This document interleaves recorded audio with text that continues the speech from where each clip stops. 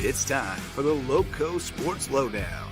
Here are your hosts, Justin Jarrett, Wes Kerr, and Max Araj. Hey, Loco sports fans. Welcome to a slightly delayed Monday night edition of the Loco Sports Lowdown. We were trying to get in here and get going at 9 o'clock, a few minutes late, but we should get you out the door early tonight.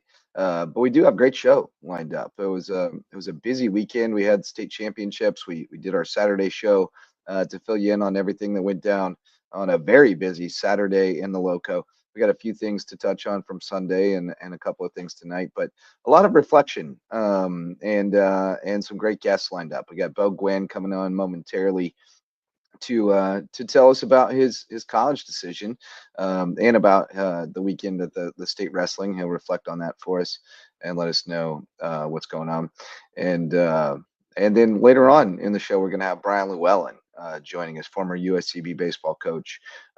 Sad reason that we're calling on Coach Llewellyn, unfortunately, is that the passing of a Sand Shark legend, R.J. Neal, who was one of the original baseball players at USCB, made the catch that sent us to Idaho back in 2012, a diving catch in center field that was amazing against St. Thomas. It was just, his nickname was the real deal, and he was the real deal. I mean, he was just a real guy and a great guy and a big part of those early USCB baseball teams. So we'll pay tribute to him and reminisce and remember some dudes. So that'll be fun. But how you boys doing? I know, Max, you're on zero gas on your phone on the way home from work to be joining us in person soon. One? Oh, yeah. So Max will be leaving us momentarily. Wes, how was your day, buddy? It went pretty well. I had a great weekend, and what a pleasure it was to go over to Hampton and cover the Hurricanes, to see them roll in their second round game, and they are carrying the flag for winter sports in the Lowco and for basketball as they will face off against Andrew Jackson on Wednesday. And we are in the period of the dead time crossover season, just like it is in around November, December, when you see the football season coming in and winter sports just getting ready to begin. We have this intermediary time between the end of winter sports and then really when spring sports really hits full throat. Yeah. So a nice chance to catch to kick back and just remember and reminisce about all that went down the last couple of days, because it was a very busy weekend here at Loco Sports with Crown 2 Skis State Champions, the Cross girls, and the Hilton Head Prep boys. Certainly, it looked like it was going to be a coronation, and if you could take away that first quarter where the Cross struggled, it really was after that when they got their rhythm. And Hilton Head Prep really was all the way through. I don't think that PD really stood a chance at any point in that ball game. It was all Dolphins in that one as they cruised to that third straight skis championship. So congrats to them, and congrats to the Cross ladies, and congrats to the Hurricanes, who were the last basketball team left standing here this winter. Yeah, last one's going. Of course, the two that won it, there was nowhere else for them to go, so they couldn't keep going. But they went as far as they could go. But the Hurricanes carrying the flag on the high school league side, and certainly that should be a good one Wednesday night at the Coliseum out in Varnville against Andrew Jackson, and they could be. They've been the last team standing for us for a couple of years now. Whether it was the Estill boys and then the Hampton boys and the Wade Hampton boys, and the Estill boys too that last year. They've been kind of the carrying the banner for the Loco more than we've probably given them credit for. Over the no doubt. I mean, football has been that way most recently, but even that last Estill season, they went deep in that year as well. Right. On the football side. So, and they're living up to the hype of that school merge becoming the Hampton County Hurricanes. It's been a ton of fun every time I go over there, and they always love our coverage. And wish I could be there on Wednesday, but we do have a big win in the Cove as well, and that's another big piece of this week is not just one but two huge basketball games at USC this week. Yeah, closing out the regular season this week on Wednesday against Columbus State and then Saturday against Augusta, and they're huge games, especially for the guys. So yes, definitely if you win one of two, You host the first round, but That's right. they're both very difficult games. Yeah, very difficult. So, and they could lose them both and still host the first round, right? They just need some help. Yep. So, Yep. so we'll be following that throughout the week, and then we'll also just, as you mentioned, kind of this intermediary time. We'll have more opportunity to bring in guests and reflect on the past season. I know Connor and Courtney Campbell would both they would like to join us one night soon, so we will definitely make time to make that happen. That would be a great dual interview. So, and I'm sure there'll be others that are like, hey, we want to talk to you too. We love it. We love getting the students on here, especially. And speaking of which, we got one waiting for us after we present our presenting sponsor, our all-star sponsor, Mickelson Law Firm, official real estate closing attorney of Lowco Sports and presenting sponsor of our Hilton Head Christian Academy coverage. They present the Lowco Sports Lowdown because they're our oldest and most loyal sponsor, been with us since the beginning and been a huge part of keeping this thing on the road for the last few years. So thanks to Mickelson Law Firm for all the support over the years. And please, if you have legal needs, call on Mickelson Law Firm right in downtown Bluffton. And they present our first guest tonight, first of two big guests tonight. We got Bo Gwynn in the house. What's up, Big Bo? Hey, what's going on? Nice poster there, bud. Thanks. You froze up there for a second on me. I don't know if it was for everybody or if it was on my end, but what's up, Bo? Looks like you're good to go now. Yeah. Tough wrestling this weekend, huh? Yeah. What an incredible environment up at Florence Center, and Yeah, it was big weekend. insane. Yeah, it was kind of cool to be up in the Florence Civic Center. It was a bit like it was because at Anderson it was kind of like you could like literally walk onto the floor, Yeah. like from Anderson, but at like the Civic Center you had to walk through like you had to have like your ID badge on, and you had to go like down the stairs and come out of a tunnel and stuff like that. Like it was kind of cool. Yeah, I mean, you knew it was big time when you had all those measures to go through before you got out to the mat and wrestled. So, I mean, this is the biggest stage at the high school level for you, and what a success it was for the Sharks. I mean, just capping off what was a fantastic, championship season, and to your teammates, get it done, get the individual title. Blake Butler and Josh Echeverria, two guys you know very well. So, I mean, how proud were you to see both of them adorned with gold medals at the end? I was excited. I was happy for them, just especially for Josh. He's been really working he literally started wrestling like when we were freshmen, and just to see him how much he's progressed over like these 4 years, and then finally getting to stand at the top of that podium, it was just like it was magical. That's all I gotta say. Yeah, he's a great testament to the fact that, even if you haven't done it before, like just lean in and dive in with both feet and see how good you can get. Because that kid, like you said, is as a freshman, he struggled, I mean, he wrestled tough and you could see it was in there, but he didn't win a lot of matches. But by the time he was a senior, state champ, awesome stuff. And then with Blake, he's like new here. Like he was in Virginia last year and he plays third in Virginia. So we all knew that he had a real good shot to win. But then come our state title match, he takes a tough loss and gets pinned, and it hurt us a little bit. But we battled back, and then come finals of the state tournament, he's wrestling the same kid, and he wrestles his match and goes out and gets a tech fall in the state finals. And that's just That's what it's about. And we all said on here, and I think you were even maybe with us that night, where we said that, like, he gets that kid again in the state finals, and there's a pretty good chance he wins. And he did exactly that, and he did it convincingly. He knew what to look out for this time. He wasn't going to get caught again. And we tried to explain to everybody who maybe is casual to wrestling that kind of thing happens, and that was an instance of getting caught. When we say you got caught, that was it. And you just throw it out the window. It doesn't even matter, the next time. So, no, awesome stuff from him. And you guys needed every win at the end, because you ended up tied with South Point, right? Yeah, us and South Point end up sharing what's called like the traditional state championship. Right. And so there's no tie. So there's no tiebreakers when it comes to traditional. So right. You tie. Co-champs. Yeah, we're co-champs. You don't really get there's not like we didn't get like a trophy or anything like that. You're just known as mythical championship recognition. yes. Yeah, recognition.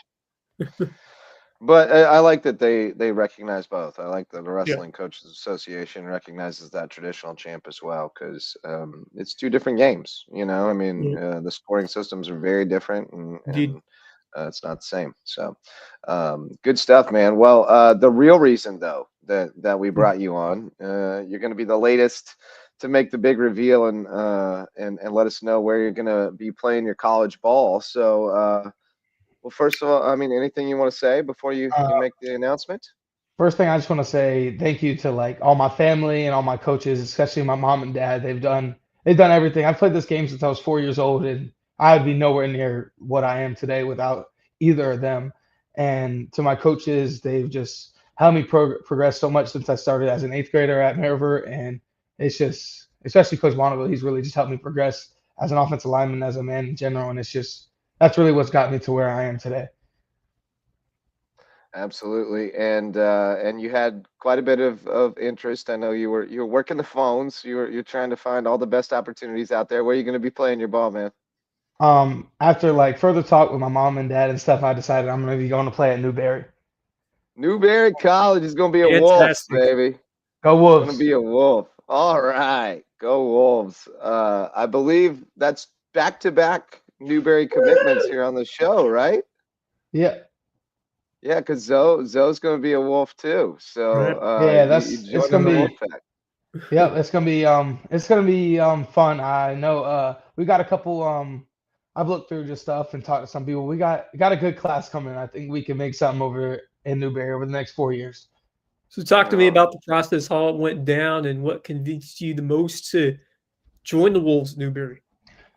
So basically, I kind of all started with so my big recruiter was Coach Hall. He's the D line coach there, and he kind of I went up there I came up there last year to like talk to him and stuff like that and tour the campus, and then I kind of went up for a visit this like during the football season, and I went and watched the game and talked to them, and then I was supposed to go up for an official visit, but I ended up having like a wrestling tournament, so I didn't end up getting in there, and it kind of started to die down and stuff, and then I kind of just we kind of picked back up, and then I kind of knew from when I went there, like it was just that's kind of where I wanted to be. It's like it's not the biggest town, but it's right next to Columbia, so it's not bad, and I love the campus, and they're doing great renovations to the campus and the stadium and all the stuff. And it's just that's where I want to be. Yeah, man. Yeah, man. Getting lots of love in the The chat. comments here from all your people. Yeah, love from the chat. Everybody's a Wolves fan now with Zoe and Bo, baby. Zoe and Bo. I love it. I love it. Two of my favorite guys from this senior class across the Loco that I've really enjoyed watching the last few years. And you talk about the progress that Josh Echeverria made on the mat. I mean, don't sell yourself short, buddy. You got in that weight room and got yourself big and gained this opportunity through hard work. So congratulations on transforming yourself as well and making yourself the kind of guy that people were fighting for. To get your signature. That's awesome, man. I'm super happy for you, and And I'm Bo, a I'm a Wolves fan all the way. you were a huge component of really what helped spark this May River team to do what it has done the last, or especially this year. But you look at the progression, along the last 2 or so years. So with Coach Bonneville at the helm, tell me about how you have propelled this program to the success that it has had now, and how rewarding it has been to play your college ball here at May River and help transform this program in a positive way.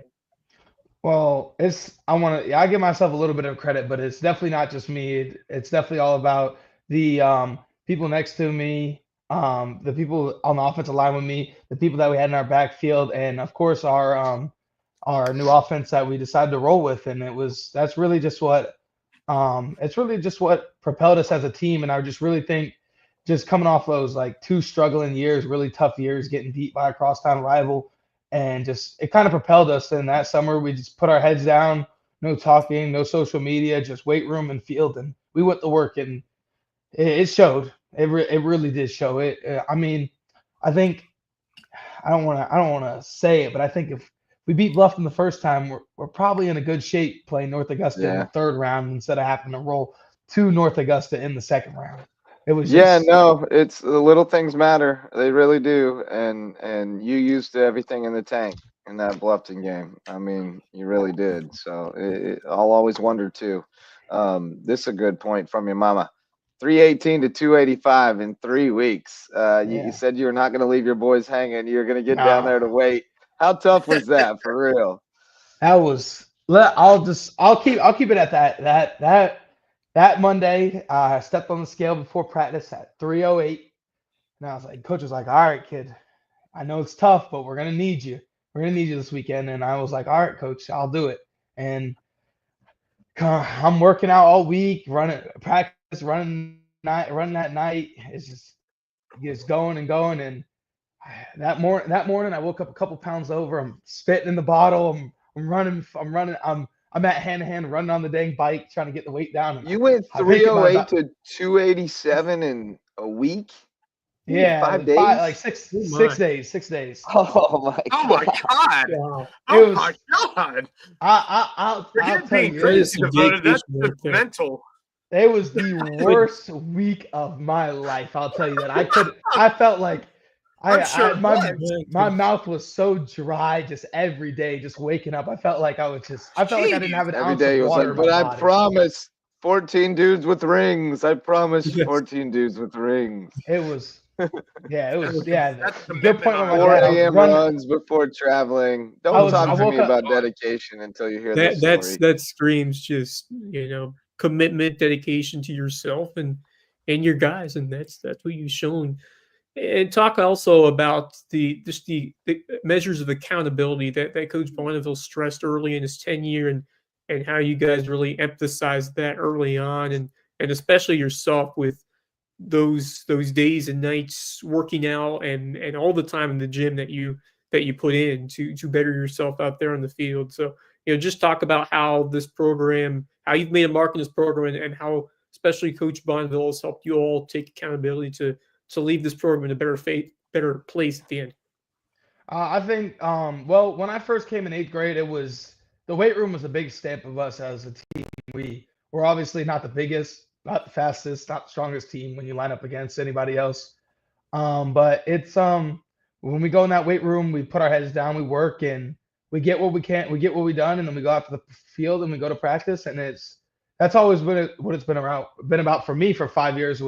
That's been my goal since I started playing football when I was 4 years old, was to play college football, and that's what I've always wanted to do. And I just knew I would never make it if I wasn't in the weight room, if I wasn't in the weight room, if I wasn't practicing on the field, if I wasn't in the environment with my teammates. It's not just about weight room and field, it's about your teammates. You gotta build connections, you gotta build everything. It's about the social aspect of it too. And I knew I wouldn't make it if I wouldn't ever do that. So that's kind of what I've dedicated myself to for the past 5 years, is just getting it to this point, and I'm finally here now.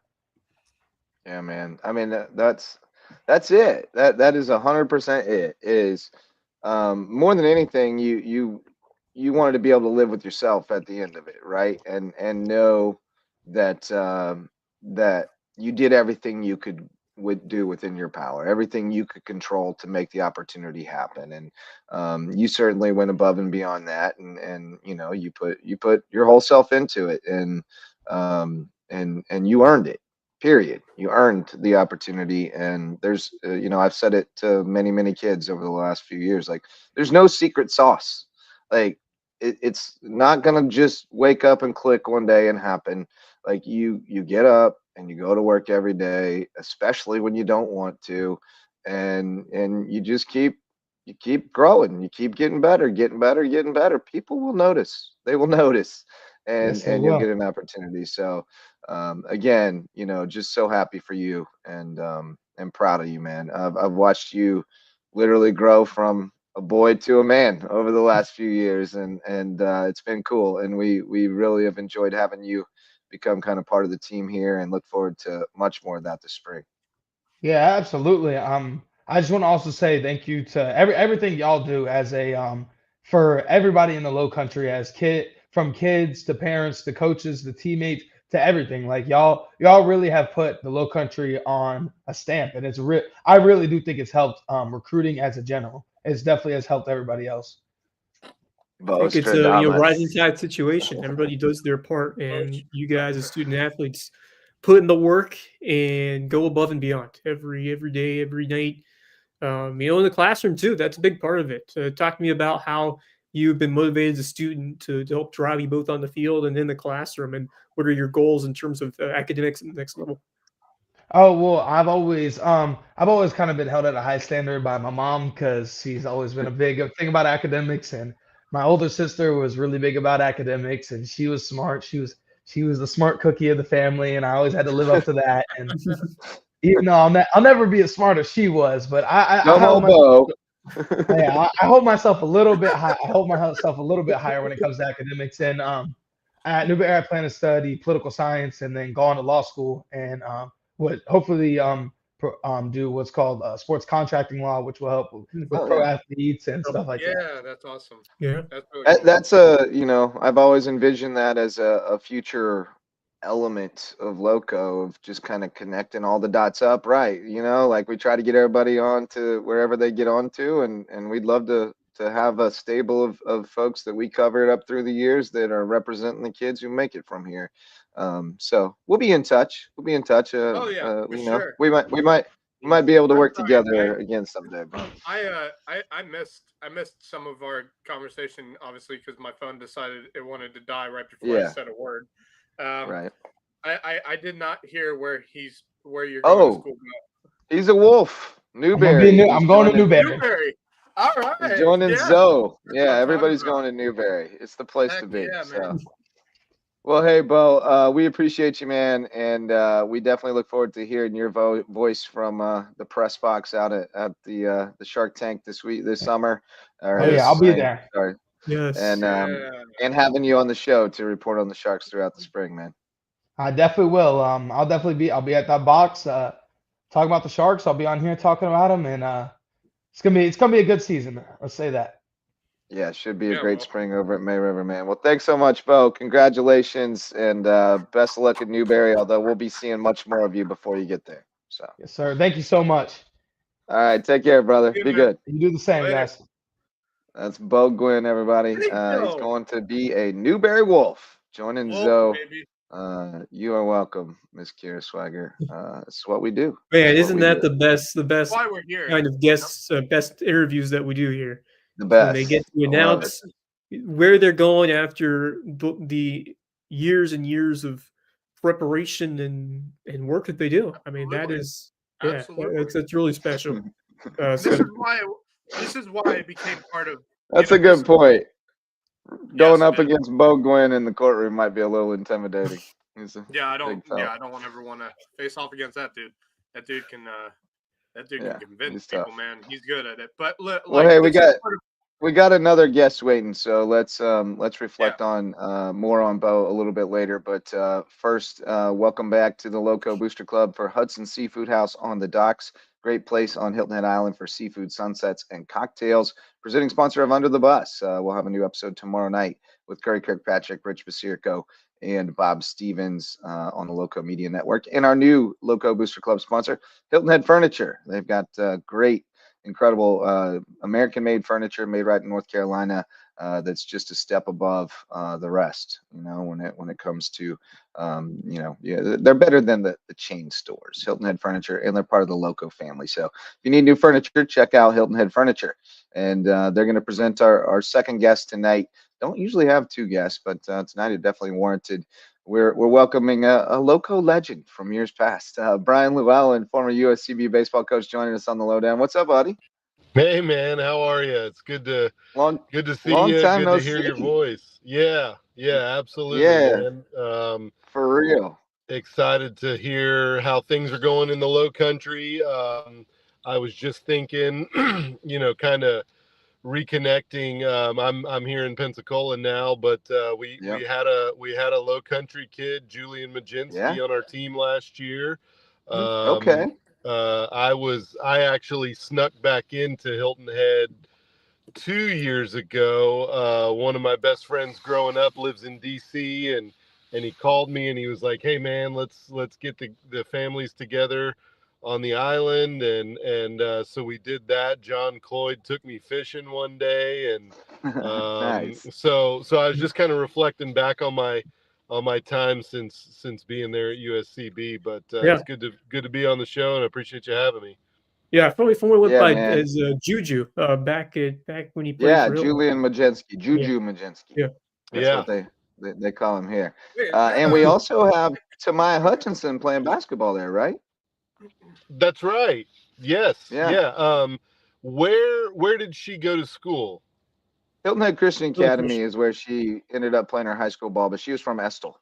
That's right. Okay. Played at Estell and then went to HHCA. In 8th grade, I think, and then transferred to HHCA and won a bunch of rings, handful of rings. Great ball player. Yeah. Really, really cool kid. Hope she thrives down there. But unfortunately, it's a sad occasion that brings you back to the Low Country virtually tonight, because one of the guys that was a main character in our lives a few years back, RJ Neal, sadly passing away unexpectedly over the weekend, and we just wanted to bring you in. You were the first person I thought of that we could get in here to just kind of pay tribute to him, and a lot of the people who listen to us are new to sports in the area because they've just moved to the area, or maybe they weren't really following USCB baseball that long ago. But certainly, RJ Neal was a guy that the program never would have been where it was without that guy. He was one of the original recruits that Sofield brought in, a real diamond in the rough, a guy who slipped through the cracks, like he had legit talent, and he was a big part of building this team. And that catch he made against St. Thomas, diving catch in center field to send us to Idaho, still maybe the best defensive play I've ever seen in person. Just unbelievable. Yeah, I was, it's obviously a very sad occasion to reconnect, but that was honestly one of the first thoughts this morning. I woke up to a text from Brandon Collins, who told me, and throughout the day had gotten text and phone calls from different people, but when I read the text from Brandon, RJ's smile was the first thing that popped into my head.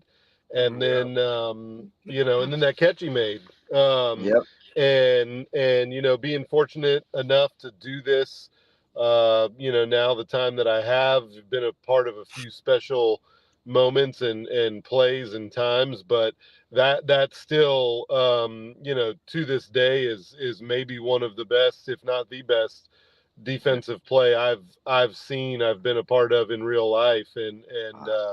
And it was awesome. I mean, to send us to the World Series, and I wasn't the original coach. Rick Sofield laid the groundwork of recruiting and developing those guys. And when he went on to work in the Pirates organization, I was just fortunate enough to be there for those guys. To kind of bring it all home and go to the World Series, and it was awesome to be a part of, man. I was reflecting a lot today and just thinking of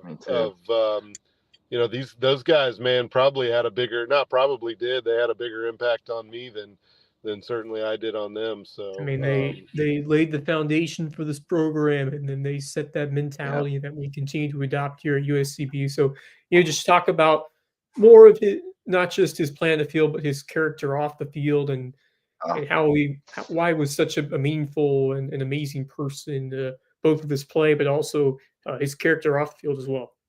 RJ, to my recollection, you start thinking about him a little bit. One, he's a phenomenal athlete. I mean, and obviously throughout the day, you would see some comments or posts or stuff on Facebook about, oh man, in flag football, he just absolutely tore it up, and those were the things that as a coach you're like, I didn't know he was playing flag football.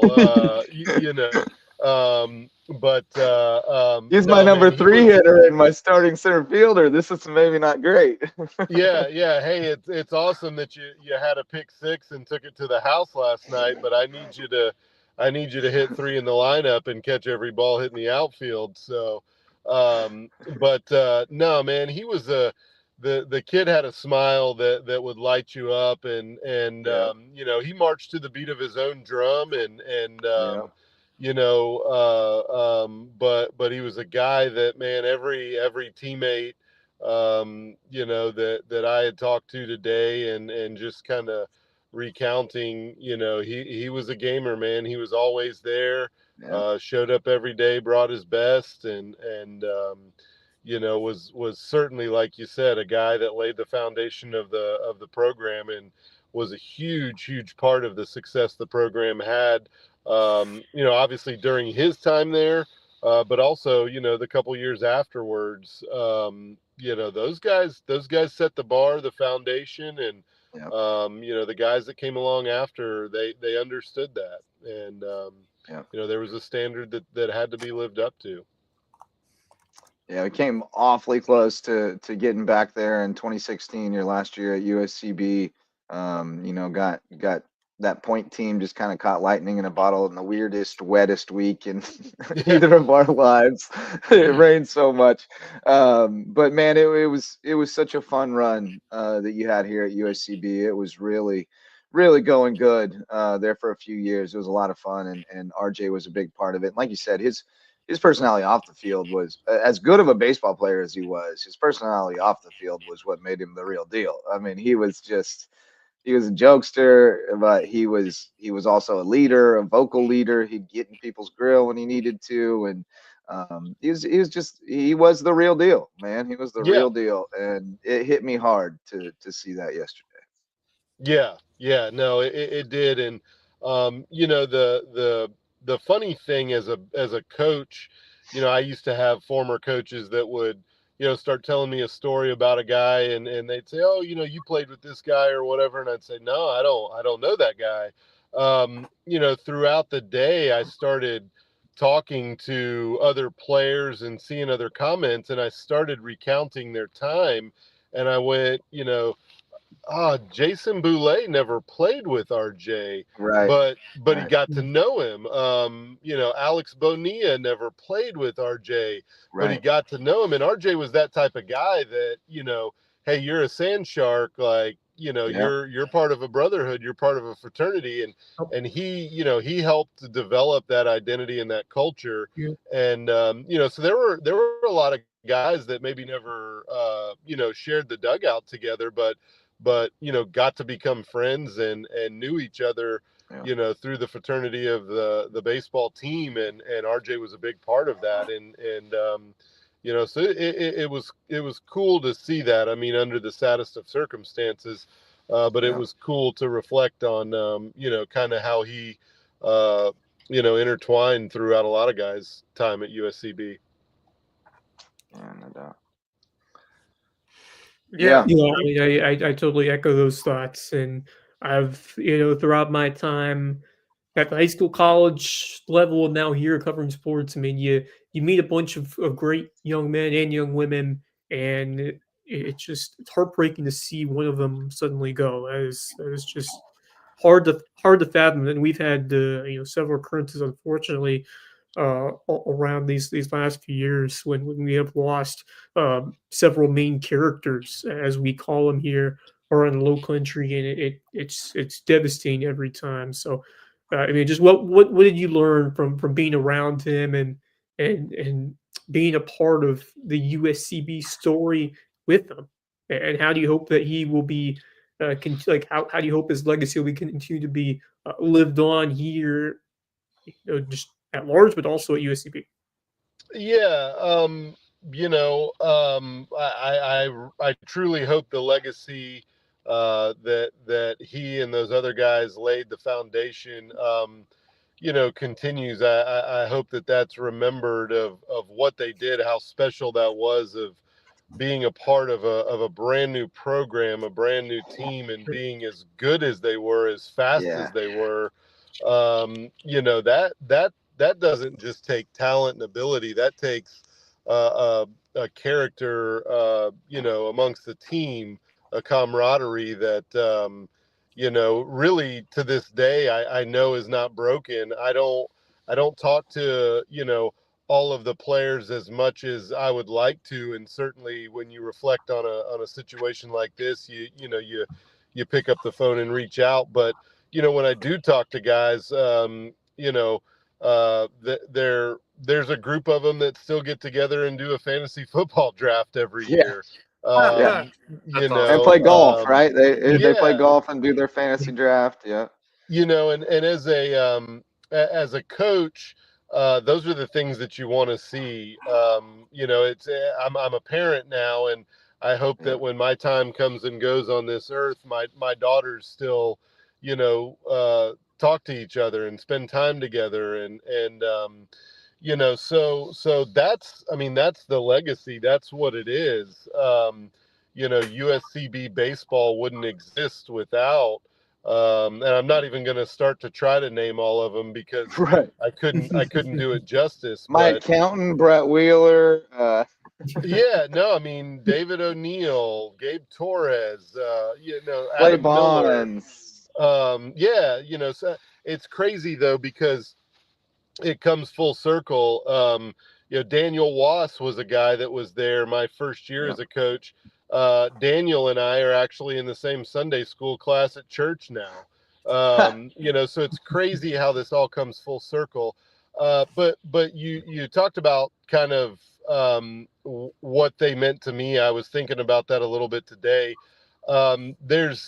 There's obviously a sadness that RJ's time on this earth has come and gone. There's a joy that we all got to interact with him and spend the time that we did. But from a personal perspective, I think this happens every year as a coach. I'm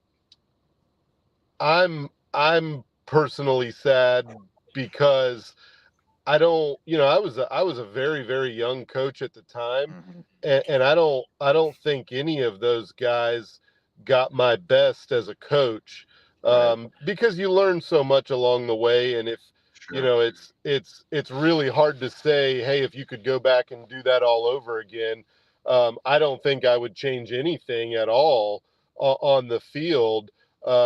Maybe with the exception of that game in the World Series that we lost. I sent Michael Heesh back out there in the ninth inning when I had Colton Rudd up in the bullpen ready to go. But to be fair, though, I did accidentally put Rudd's pants in the dryer the day before, so he might not have pitched well. He might not have pitched well. That's right. But but the things that you learn along the way is as a young coach, I only really knew one way to connect with guys at the time. And now here, I don't know, 15 years later, however long it's been, you realize that, man, I personally was so young and immature at the time that those guys didn't get my best, as a mentor, as a, and they helped me grow up. I mean, we were all kids growing up together.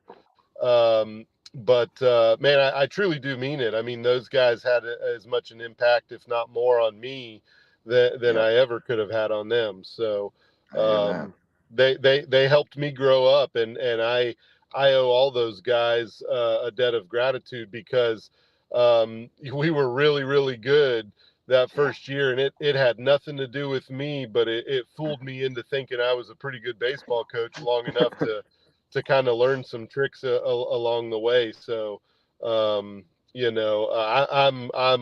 completely indebted to that team, to Jane Upshaw, to Gina Montford, to Justin, to Rick Sofield, to everybody along the way, man. It was a very, very special time. Yes, it was, man. Well, again, I hate that it was something tragic that brought us back together, but it was great to talk with you tonight, Coach. And certainly when you're talking about that baseball program and the quick success, I couldn't help but think about this men's basketball team that we got playing in the Cove here at USCB now, year 2, and they're knocking on the door, a top 4 finish, and the Peach Belt's looking imminent. And it feels a lot like the magic that happened with the first few years of that baseball program. So I'm hopeful that we got some big things coming for USCB basketball, and hopefully we'll see that baseball program get back on good footing too. But it was great to talk with you tonight, man. Always a pleasure. I definitely miss seeing your face on a regular basis, and your beautiful family. Say hello to everybody for us. And Colton Rudd checking in. He just found out that I put his pants in the dryer that day. Gina Munford can tell you more about that. We may have, we had a list of which ones were supposed to go in the dryer and which ones weren't, and his accidentally got in there. We realized this, so we took them out and we soaked them in water, get them stretched back out, and put them, let them dry out on their own, so maybe they wouldn't get too small on him, because Rudd filled those pants out pretty good. I'd have given that guy my pants if I would have had to. He could finish a ball game with the best of them. So tough lefty, man. But just nails. Yeah. Yep. So no, thank you for having me, man. I greatly appreciate it. I always try to tell everybody there's magic in the Low Country, man. There's something about that place. There's magic, and hopefully the men's basketball team can catch that and keep it rolling. I keep up with you guys, and I'm pulling for you, and I miss everybody. Right on, man. Well, yeah, magic in the Low Country. We got a former Sand Shark baseball player coaching the baseball team at Hardyville High School, where I'm the softball coach now, man. We got Eamon Collins starting the first year varsity program at Hardyville High School. Wow. And I had 24 girls out for intra-squad today, so we're rocking and rolling. Me and Eamon are going to go at it, man. Max is the assistant coach. We're building it up in the Ville. So love it. You'll have to get back to the Low Country for a game one day. Would love it. That'd be great. Well, if you're ever down this way, certainly hit me up. I'd love to see you guys. But great talking with you, Lou, and stay well down there in Pensacola. Will do. Thank you. Best to you guys as well. Take care, brother. All right. Thank you. Brian Llewellyn, former USCB baseball coach, now the AD at Pensacola State. Again, sad reason to be talking with him, but great to talk with that guy. But just learning more. Absolute dude. Yeah. And just learning more about that young man, and just tragic to hear about his passing, but just that memory that RJ Neal made on that incredible catch just brings me back to a memory that I saw when I was covering Davidson baseball when Jake Sidwell made that tag on Brandon Riley to prevent the tying run from scoring in the Chapel Hill Regional for Davidson to clinch that spot in the Super Regionals, the first time they've ever been to the NCAA tournament. Just incredible defensive. We were talking about great defensive plays. That immediately came to mind for me. And it's those moments that you remember, right? It's those moments you remember that continue to come back to you and really emphasize how amazing sports is, but more importantly, the connections that you make and the friendships that you bond during that process. Like all those Davidson players that, I've still contacted a few over the last couple of years, and they're doing great things. And we've had a couple on this podcast actually over the years, which is awesome. Yeah.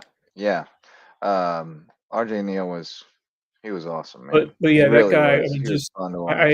I wish I would have had. I mean, obviously, it was a time where I wasn't truly, into USCB athletics at the time. But just hearing the story. Yeah, 2012. You were pretty 2012. young, I was right? in high school. I was a freshman in high school that year. Yeah. So like I said, I was following high school sports then because I was a freshman. I was following the building the teams, but I didn't give too much. And nobody was really following USCB baseball at that time. Not much. I mean, the packet, was still, because McCombs was there and I was the SID. So I remember we did a daily diary, and RJ did one of them. Each day I did a diary with somebody different, and I sent it back to the newspaper. And they just kind of shared their experience. So it was really cool. But anyway, Kevin Libby says the shows this week have been efficient, fun, and well formatted. Nominate this show for a Kevy, his own personal attention span Emmys. Well, we know we're sweeping the Kevies because Kevin is always watching us. But yeah, not much going on tonight other than what happened over the weekend. And and then talking with Bo and Coach Lou. But the weekend was fun. A bunch of state championships. That's always good.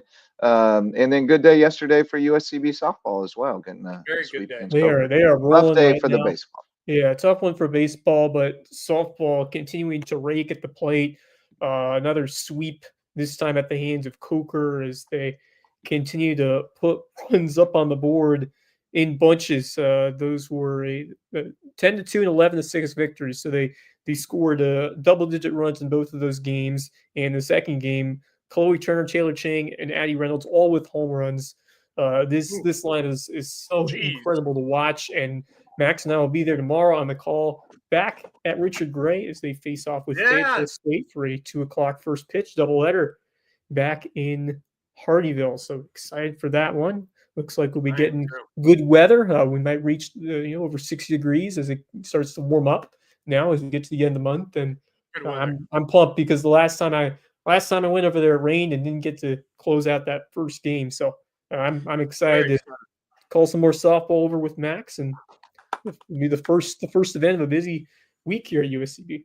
I am very excited for it. Yeah, great weekend for USCB softball. They continue to win. I honestly, they have not lost a game since Francis Marion, and that was almost 2 months ago. And they've been on a tear, and I like this. Yeah. They've only lost I believe 3 games on the year, and that's it. Yeah, they're 13-3. They've won 6 in a row, and those losses. I mean, they did lose. They lost 9-1 in the second game, but the first game against Francis Marion, they nearly beat them. They lost 4-3. So other than that one loss, they have been consistently strong every time they've taken the field and have gotten the job done again and again. And I expect them to win both their games tomorrow too.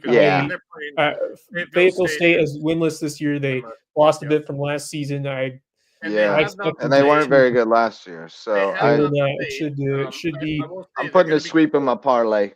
Yeah, they're going to be cold too because I checked the schedule for Fayetteville State. They have not played a game in 10 days.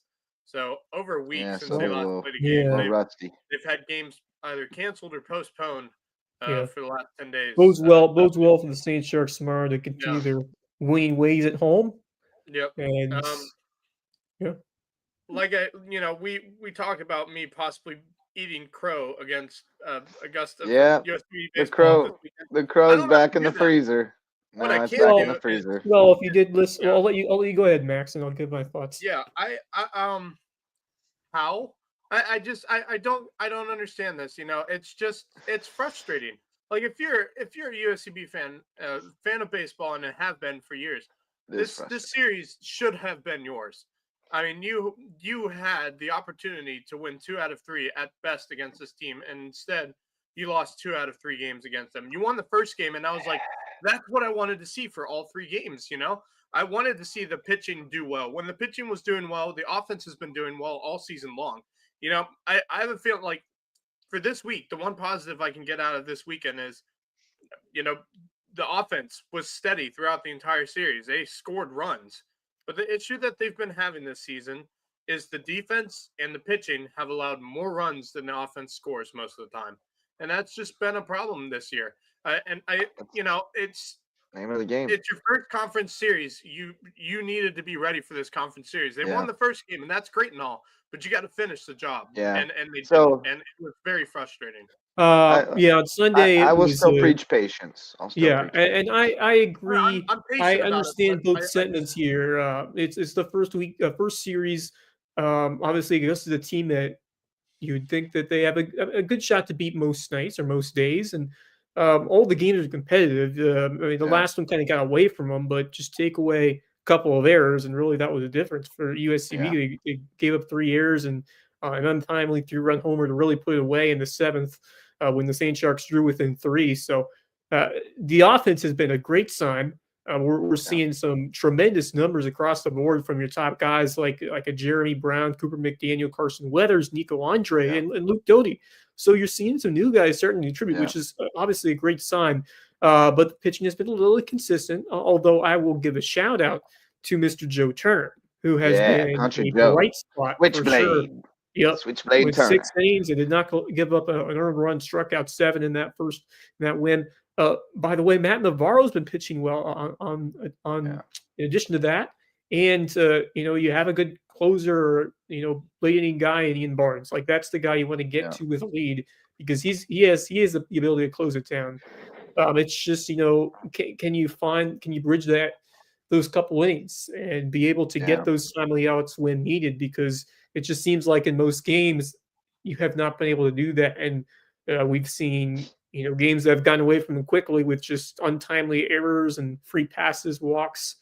And that you can't do that in baseball. You have to find a way to, when you have a lead, to lock it down, or when it's a close game, you cannot give added life to an opponent. So when you're playing conference play, you just don't have much room for error. Teams that in the Peach Belt are going to know how to pounce if you make a mistake. And we saw Augusta do that a couple of times in those last 2 games. But the offense has been a great sign for this team. And if we continue to see that level of efficiency and production on offense, it's just, can you find another level of strong pitching on the mound and good defense to back it up? And Ted Faulkner will continue to see if he can develop that, because I think this team, if everything clicks with the pitching side of things, in addition to the way they're swinging the bat, if they can keep that up, I think they're going to still be a tough team to play in this conference. I think it's still very early. It's very early. It's just one weekend series has been played. But you'd like to see them hold on to some wins and hold on to those leagues early, because the offense has certainly provided it for them. Now, I think one thing is just trying to balance the offense and the defense in the lineup, right? Figuring out which guys can actually play both ways. And then figuring out which guys are just big bats that come off the bench, or maybe you start those big bats and you make some defensive subs late. But you got 50-some guys on the roster. It is very much a work in progress. It is very much a ride the hot hand situation. And they're trying to figure out where the pieces all fit. So, it's disappointing. It's frustrating. And just look at what happened last year. As someone who thought about bite-sized steak in the NAIA World Series all day today, it's frustrating that this program is not where it once was. It is frustrating. Well, I get it. This is Division II baseball. It's a step ahead of NAIA baseball. It's another level. It is, but here's my thing. I know patience is key, especially with this team this year, because they got a lot of new players and they got to figure out who's going to work best, who's going to have the best chemistry together, who's going to play with each other well enough so they can win games. Look, every conference series, every conference game, it matters. They needed to win that one after they won the first one. Taking away from this, I know it's hot sauce Mansfield, especially with the momentum that you established by winning that first game. It's tough to see you lose 2 in a row.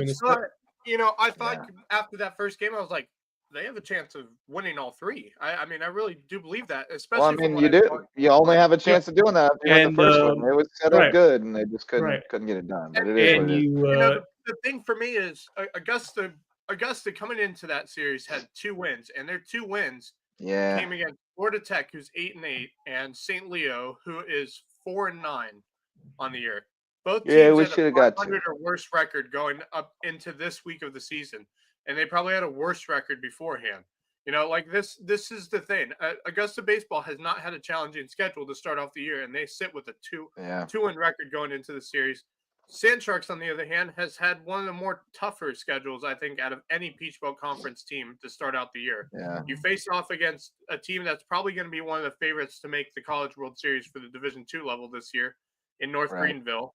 Then you go down and play Florida Southern, again, ranked 15th in the country going into that series, So, 2 very good teams. You've had a rough schedule. Your only series win was against Savannah State, which has not played great this year. So, look, I know they've had a tough schedule, and I thought those challenging games would help them get ready for when conference schedule came around.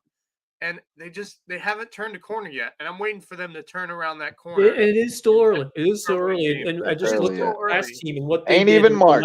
Ain't even March. It's not even March. I mean, like I said, the team last year. I think there were times where we weren't sure what they could do, and then they turned on the second half. And we saw that's true. They have been a team that has improved as the season's gone on. That has I turned even it look on back to late. the So early let's give them a little teams time. in the Sun Conference, that Now, the one that what almost got worries to the me is championship. Well, they got the championship 1 year in the conference. They got to the NAI tournament.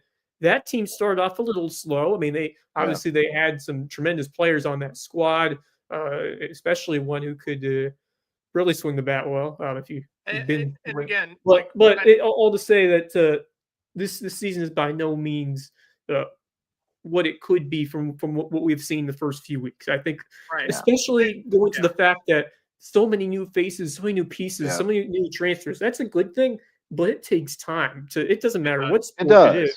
That's well, and Coach Llewellyn told us that it was the chemistry of that team. It was the camaraderie of that team that made it special. And when you got that many new guys, that doesn't happen overnight. It's going to take time. And that's why I said they're battling.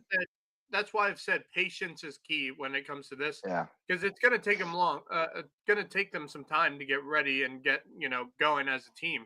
Wait, you said patience was key? I thought I said patience was key. I thought you were being very impatient and wanted them to win right now. I mean, I would love to see them win right now. I mean, in that aspect, I would yes, too. I am being impatient. But also like no. there's been some patience too. Like Yeah. it's been a few years now since it's turned around. I'm saying so this: if they want to start winning games and being able to be competitive in the Peach Belt Conference, got to find a way. They need to turn that corner sooner rather than later, in my opinion. Well, you just got to find a way. You got to find a way to start winning games. Those close games. The great thing is, I mean, I think the bullpen has been one of the biggest issues for me this year. I do want to make a point of order. It was Sling Blade that was the fine 90s movie with the French fried potatoes and biscuits and mustard. Mm-hmm. Oh my gosh. Yeah. But yeah, Georgia Southwestern is coming up next, and that's a little bit of a tougher matchup for them. But that's on the road too, isn't it? It's on the road, but it's not a game that, or it's not a series that is overwhelmingly. I don't think home field matters that much in baseball. But yeah, it's. I mean, we beat them last year, so a small margin, but really, it's not like basketball where you have like the big crowd. It's right. It's not like the biggest home advantage in baseball is that you hit last. I think that's the big one. But other than that, it is. I'm gonna look up this schedule real quick just so I can. And also the road schedule doesn't help. Like playing a lot of your early games all on the road in conference play because you get 1, 2, 3. Your first 3 series are all on the road. That is not easy. So here's no, it's not, but it pays off on the back end. Right, because then you get all the home games. Right. Yep. Now here's what Georgia Southwestern has been up to this season. They're sitting at 9-6. They have wins against Southern Wesleyan, Auburn, Montgomery. 3 of their 6 losses came to Florida Southern. All 3 of them too. So they got swept by Florida Southern. Then they won against Valdosta State. They won 2 out of 3 against a team just ranked outside of the top 25 in Nova Southeastern. They won 2 out of 3. They're pretty tough. They lost game 3 to Nova Southeastern and then lost to Lynn University in Florida in a 10-inning game. And then they won 2 out of 3 against Quincy. They play University of Montevallo, and then they take on USCB this weekend. So like they've had a challenging schedule as well. They've played multiple ranked teams as well, just like us. So expect this series to be a tough one for USCB, but I have faith in them. I think they can get the job done. I mean, we watched them do it against Georgia Southwestern last year. Why can't they do it again? Max fusses at you because he loves you, boys, and he still has faith. Like you said, not too much of a difference in home field advantage in baseball. And I think this team's going to have that similar chip on their shoulder, especially if they do. Because it seems the last couple of years they've had a rough start in conference play. And this is, I mean, it's obviously very early. They're 1-2. It's not. I mean, they're not like way behind others at this point, but you at least try to find a way to keep pace and not get swept. And then if that happens, then if you start to find your groove late in the year, you'll be able to make up. You'll have the not as much ground to make up, and you have an ability to continue to fight. So it's just a measure of trying to be better every week at this point. And agreed. and for me, towards USCB baseball. I'm not trying to hate on you guys. This is just tough love. I love he this loves you. program. He loves you. I love everything about this program. I just want to see this program improve and get better and do better this season. And so I'm being impatient, but I know that patience is key when it comes to this situation because there's so many new players on this team, and they just haven't figured out the chemistry and the camaraderie between the players just yet. But I see it coming. It's just I hope it comes sooner rather than later, because the longer it takes, the less of a chance you have at making the tournament for the conference tournament. And then we saw that last season. They had a very slow start to the year last year, and obviously the offense, and they need to get in there. Like they need to, like, that's all they have for this year. So they need that. They need those extra games. They need something to play for. They need needs to know that this team is improving and going in the right direction as a program. Yeah. And I think this is one of those years where this is going to matter if they do make it. $5 tickets in the Cove Wednesday night. Donated children's book for the SAAC Community Engagement Project, and you'll get $5 tickets Wednesday night for the Columbus State game. Please come out. Please don't miss that. It's going to be a great game. Great 2 games, I think, in the Cove. So please. That'll be Hunter Miller, number 64, right? That's his Hunter pops. Miller, his pops checking in, saying he misses us. Yep. Maximilian wearing a flat brim Canes hat. Yes, brand new, straight out the box today. Just These delivered. Are our baseball Canes hats, hat. baby. These are our baseball hats. How about it? I got mine over there. Yes. They're pretty clean. Pretty clean. They are clean. I'm excited. Canes baseball. Diamond Canes on the rise. First game is next Monday. How about that? Wes, your atmosphere tonight looks like the office where you sign up to join the military. Man, we're going. Hey, son, we're looking for a few good men like you. Uncle Sam needs you. Oh man. Yeah, that's funny. Hilarious. The military recruiter's office. We do have some lacrosse tonight. I haven't checked around for the scores because I'm not yet in the habit of checking around for lacrosse scores. But but we did have a couple tonight. Oh, no score there yet.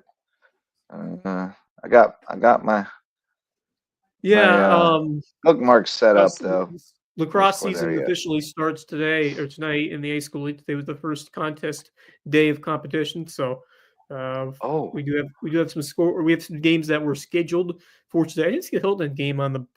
Oh, this is a girls. Sorry, I looked at the boys as a girls score. If I can check that one real quick. I didn't see either Buford score was posted yet on Max Preps, but Finnegan will also be presented his PBC Mascot of the Year award on Wednesday night, so you're gonna want to be in the house for that.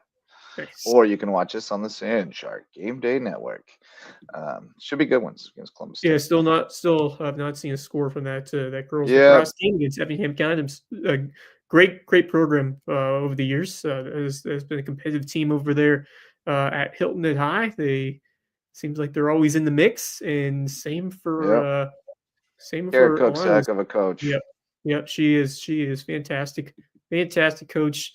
Those women are always so bought in and play hard, and it's all because of that. Coach Cook knows how to get them in the right mindset. So that should be another strong team this year, competitive team in the high school league. Hilton guys as well. They had a pretty solid year in 2024. So lacrosse getting started, and then we do have a little bit of soccer, although we don't have regular season soccer until I believe next week. I think we do have some tournament action over the weekend though, but that should be picked up soon. There's a big tournament up at Charleston over the weekend. I know Canes are going. Canes boys varsity are going. I think May River's in there. Charleston Shootout or whatever it's called. That'll be good. And there's going to be some good soccer in the area this year. Really good. I'm excited. Based on the JV play from what I saw from some of the local teams this weekend, the varsity teams are going to be sick. Oh my God. Yeah. I expect like we've talked with Riley about this, like state championship or bust, that's kind of where we are at Hardyville with it being Hardyville soccer this year for boys soccer. But that's one, we're in 1A, but this gentleman, he was on the JV this weekend, but I think he might end up on the varsity at some point. He's only a sophomore, but I do have a video of a gentleman from the Canes named Edgar. Edgar. Edgar 7, is baby. pretty wonderful. Yeah, here we go. Here's What a goal. Edgar's goal. Kane's news All right, play of so the week. Kane's news play of the week. I decided this Nice. morning it would be called that. So Bluffton about to get the turnover here, but plays the long ball, and there's Josue is there, plays the ball up over the top. Edgar on the run. Edgar puts stilts on skates. Oh, Edgar. He's supposed to get a red card for that throat slash. We got to talk to him about that. But Edgar, For what? oh, they savaged their man. What was he supposed Oh to my get red goodness, card? that was impressive. That goal was Throat beautiful. slash.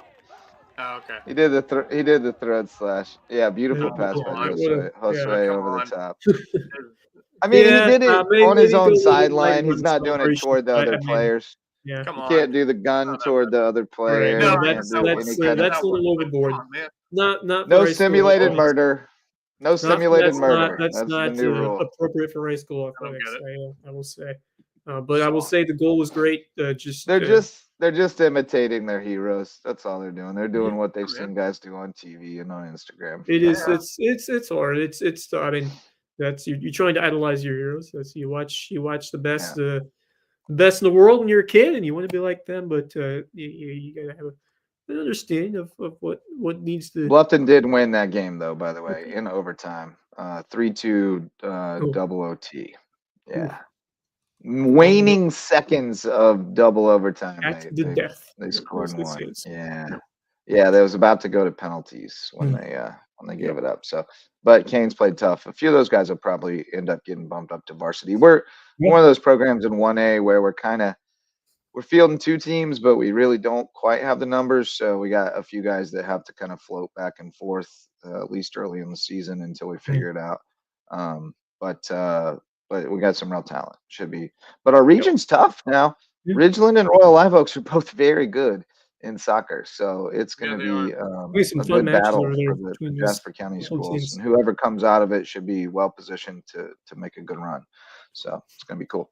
All right, boys, a few other sponsors to show love, and then we're going to wrap things up for the night. We got Base Hit Life, baseball and softball themed apparel. Max doesn't wear his hoodie anymore because we gave him McCain's hoodie, but he does have a cool Calm Your Mitts hoodie from Base Hit Life. So go live your best Base Hit Life at basehitlife.com. Dr. Ambrose Cole is our official chiropractor. Find him at Rooted Living Wellness in Bluffton, and he'll get you feeling right, mind, body, and spirit. Reverence Wrestling Club, our official wrestling sponsor and presenting sponsor of the Lowco Grind. We appreciate their support, helping us shine a light on all those Lowco wrestlers that did it up big this year, including the 5 state champs. We'll shout them out one more time just for good measure. Bryce Stevenson, Blake Butler, Gabe Fulton, Josh Echeverria, and Jada Lawrence. And I think most of them train at Reverence. I know Bryce doesn't, but I think the others do. So shout out to those wrestling state champs and Reverence Wrestling Club. And Barefoot Floor Care of the Low Country will get your floors so clean your feet will thank you.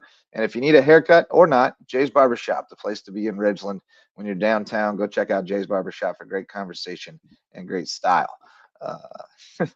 You need a "I want you" poster for the back splash. Yeah. But any parting thoughts, fellas, before we call it a night? Well, first off, once again, my condolences to the family and friends of the young man we lost in RJ Neal. RJ Neal. Yep. We send all our love that way to his family, to everyone that knew him, to the program, and certainly missed. And as we mentioned, left an amazing legacy in that program. And we hope to see his spirit with not just the baseball team, not just softball team, but the basketball team as well. Because I love the comparison you made. It reminds me a lot, because that was when that baseball program was just beginning. I feel that same magic, that same energy in the air. Yeah. That men's basketball team, and now with a chance to clinch a home playoff game on your home court, the vibes are going to be through the roof on Wednesday night. I mean, just tying it into that as we look forward to Wednesday, I am absolutely pumped to see the fan support, the energy that Ted Faulkner's guys are going to bring. Certainly, little upset about how Saturday went. Losing to that Flagler side again, only going to energize them more. And you're going up against the number one team in the conference, so chance to really make a statement on your home floor. Not just that, but clinch that first round home game. I mean, it's all you got to do is take care of business. You don't have to worry about watching any scores if you're able to get one this week. So should be a fantastic atmosphere. Would love to see the women finish off strong as well. But just has been a fantastic year or two over there in the Cove, and looking forward to getting at least two more games at home, maybe another for the guys if things work out. And also wanted to say, my best, once again, condolences and best wishes to those who knew, because obviously Marcus Walsh, our guy, has been a big part of this podcast. The Guardians owner, Lawrence Dolan, passed away, who made a big impact on that team. And Cleveland's had a couple of really successful seasons. We got to the World Series, unfortunately lost to your Cubs a few years ago, and it's I didn't find it unfortunate at all.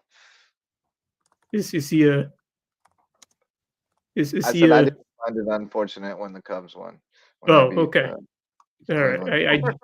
Yeah. I don't know. I was wondering. I didn't know if Lawrence Dolan was a bad guy or something, or if he was a good guy. Oh no.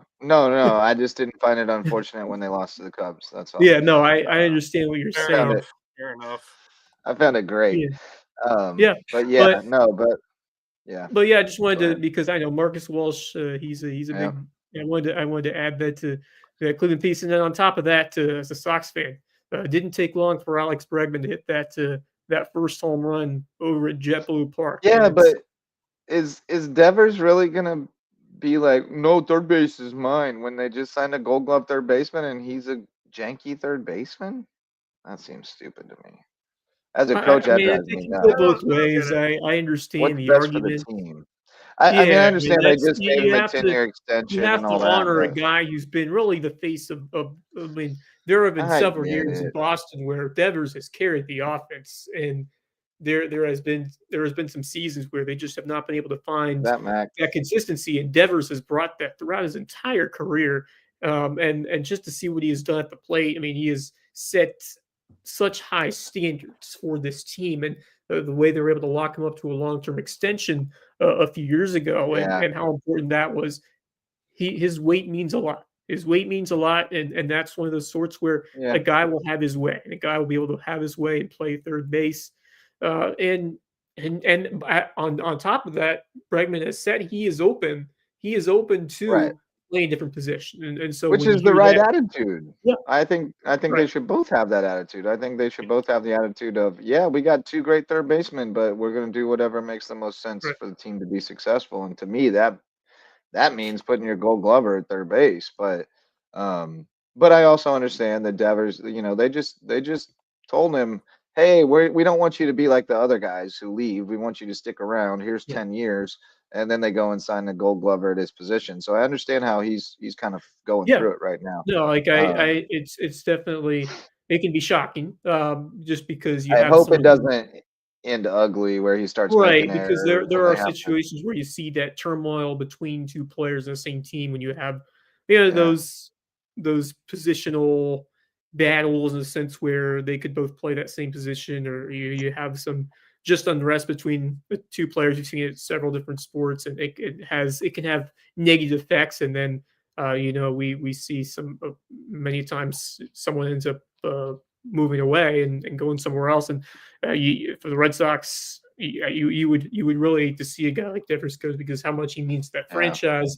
And now you're seeing some of the younger guys like Duran and Casas coming up, and it really heightens the expectations for what you could do. And on top of that, you add a guy like Garrett Crochet and Walker Buehler. So it's definitely hard, but that's what happens when you're able to bring those talented guys in. There are side effects, and that's every sport. That's every professional sport. That's the nature of professional sports. I mean, you're trying to improve your team. You're trying to sign those big free agents, but there are other unintended or sometimes other consequences on the side of that. Which I think they should just unsign Bregman and let him go to the Cubs. I think that's what they should do. Lil Stephen LaPressa, that'd be Bubba, I assume. Yeah. Checking in. He got third at state, and little brother came up just short, but he'll be back next year. Verde, Amarillo, Orange. Does Hardyville High School band have a fight song? I don't know, but we play all the good ones. We play Passing the Peas and all the classics. What's the best pop-up song they play at Hardyville? I mean, I like Passing the Peas personally. Okay. That's one of my favorite pep band songs. HBCU especially. That one's fun. Yeah, just read more about they do the ESPN's Sports Center theme. That one's pretty cool. That's cool. Oh yeah. Max, you got a parter? Yeah. Sorry, I've been looking at all the baseball schedules for the high school area this year. Apparently, Bluffton had a game tonight against Woodland. Well, not a real game because real games start March 3rd. Yeah, that's right. Whatever. Not a countable game. No, it's not. But they are technically playing each other tonight. I have not seen the score for that. Hopefully, I can find one. Did you check the Game Changer? Because that's where you would find such things. Well, my phone's dead at the moment. I'm still having it. It's still charging. Oh yeah, so, that would be a problem. I don't even have all the new teams set up on. No, but I can tell you that tomorrow, Illinois Christian Academy will be on the road at Savannah Country Day for baseball tomorrow night at 5:00, and then they play Thomas Hayward. Illinois Christian plays Thomas Hayward. How about that for a rivalry? Plays Thomas Hayward on Friday, the 28th at 6:00 in Ridgeland. In what sport? In baseball? Baseball. How about that? Oh, we used to go at it back in the day. We hated each other when it came to baseball. Oh, yeah. Back in the day. But, Hayward had a pretty good baseball team for a while, but it kind of fell off for a little bit. But hopefully they're back in business this year. I hope so. Leon Etheridge, I think, is still coaching them. High school opens up season on the 1st against Timberland at home. Really? Well, see, again, that it should only be tournaments and exhibition until March 3rd. So I wonder if that's part of a tournament or something. I don't know. I didn't see or any other just a games. scrimmage. May just be a scrimmage. I know May River goes to that Sandlamper tournament up in Gilbert. They do, I think. Maybe Beaufort too. We got to see if we can find the schedule for that. I have a parting thought that will make us all feel old. Queen Dior has reached senior day. It was senior day for Queen Dior and at Limestone, and that makes me feel so old. Goodness. Holy it went so fast. What name? It just does. It feels like it was last month. Doesn't seem possible. Hillman Christian Academy finishing up her career, and now it's 2025, and it's her senior day. That's doesn't seem possible. Yeah. It goes so fast. Welcome to my world. It really does. Someday you'll wake up and be like, "Hey, like I said, we do this so long, you're gonna have children." Someday, maybe today, you'll wake up and go, "Wait, those guys from that original USCB team are like 35, 36 years old now." Oh my god! Yeah, right. Exactly. Yeah, how young was I when I was covering those guys? It's like Lou said what a young coach he was, and I didn't think of him as that young of a coach then, but I do now because I didn't think of myself as that young then, but I do now. Speaking of old, I did have one other thing in terms of the old aspect. I did see the other day Greg Popovich, head coach for the San Antonio Spurs, will not return this season after he had a mild stroke back in November. He will not be back for the rest of the year. And I have a weird suspicion, and I hope this isn't the case, even though he's a great coach, but he's been around the NBA for a very long time. It could be his last season. There's a possibility that it could be his last season. He's been around for a while. I mean, what is it now? 30 years now? I mean, he's been the coach for San Antonio for at least 30 years. Right? It has been a very long while. For Greg Popovich over there, he's been through a lot. He's won them several championships in the NBA. Let's see. He has been with the Spurs since 1996. That's the entirety of my lifetime, plus a year. That's almost 30 years. That's insane. Oh, now you're telling me that I'm getting old. Max, you just Hey, no, never, Wes. I'd never tell you that. Anyway, No. but I mean, that's if this is possibly his last season, I mean, having a stroke, I don't care if they call it a mild stroke, it's a stroke. Like that's something very difficult to go through. So I hope he's doing okay. But according to the San Antonio Spurs, he is done as a head coach for the rest of the season. Yep, five-time NBA champion with the Spurs. Legend. I have a feeling this could be his last, from what it's looking like right now. They're not saying it, but I just have a weird feeling that could be the case. Yep. So, yeah. Wes pulls no punches. Kevin Libby loves it. We all love Wes. What's not to love about Wes? I love the guy. Well, hey, fellas, great show tonight. Really enjoyed the kind of slower pace and being able to sit down and have some more in-depth conversations tonight. Great to have Bo Gwynn come on and share his big decision with us. Best of luck up at Newberry. Go Wolves. I might have to give me some Newberry gear. Two of my favorite dudes from the class of 2025 are going to be Wolves. I might have to get my hands on a Newberry shirt. But it was a fun show. Thanks to Coach Llewellyn, for joining us. It's been a long time since I chatted with that guy. Used to be a daily basis, so that was cool to catch up and to see a bunch of old Sand Sharks jumping in the chat, remembering some dudes certainly today. In honor of RJ Neal and all the guys who played around him. So great show tonight. Thanks to all of our sponsors, especially the OGs Mickelson Law Firm. They keep us going. If you'd like to become a sponsor, get in touch. info@LowcoSports.com or on the socials. And we'd love to get you into the roster and let you help support what we do here with Lowco Sports. So thanks so much, everybody involved. Thanks to those of you who listened or watched. Thank you, Wes Kerr and Max Araj, for being the best wingmen around. And we'll be back tomorrow night for another Lowco Sports Lowdown. We'll take Wednesday night off when we're working hard in the Cove. But we'll be back Thursday. Hopefully, to not have to go work double overtime. Yeah, that'd be nice.